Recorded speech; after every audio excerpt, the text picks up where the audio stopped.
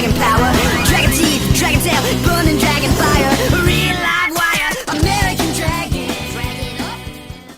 Hello everyone, I'm back with another video after hyping myself up on cough medicine and tea. Let's go over how to best use armor. For starters, armor mechanics works based on damage percent reduction that rounds up in favor of armor, meaning for even a single percent increase of armor that would make an enemy do less than a full point of damage, it will reduce 1 point of damage. For example, if an enemy were to do 10 points of damage and I had 50% damage reduction, I would take 5 damage. But if I had a 51% damage reduction, making them do 4.9 damage, I would take 4 damage. Also, you can see from this chart that calculates armor points into damage percent reduction. As armor increases, the damage percent reduction slowly maxes out at around 80 to 85%. Enemies also have hidden decimal places on their damage, so even though you would take 6 damage from a leper while you're naked, they might actually be doing 6.9 damage, and it just gets truncated to 6 damage. After understanding this, we will be overestimating how much damage an enemy does and underestimating how much armor gives a certain damage percent reduction to ensure you put on enough armor to take at most a certain amount of damage. I took all the damage enemies do in 1 to 5 skull zones and in the first and second dungeon floor, not including the Fierce Desecrator's rage damage, raised them up by 0.9 for the overestimation, and used the chart from Yooks on the official Discord to get the damage percent reduction and rounded down to the nearest whole percent under the armor amount to make this new chart.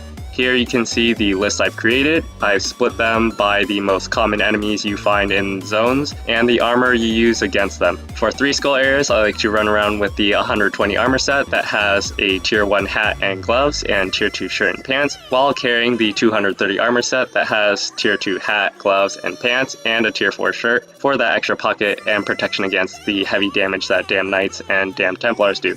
The tier 1 hat and gloves will offer just a tiny bit extra damage reduction against Damned and Dire Wolves, which are pretty common in those areas, while helping you save durability on your tier 2 hat and gloves, and helping you switch between those 2 sets. For 4 and 5 skull zones, because Dark Hunters do over 60 damage if you aren't wearing at least 170 armor, you kind of always just want to wear the 230 armor set, since tier 3 armor isn't really worth crafting, since copper is better used for crafting morning stars and flanged maces, plus the extra pocket is always really nice to have. Shirts and pants are the most resource cost efficient for the armor you gain.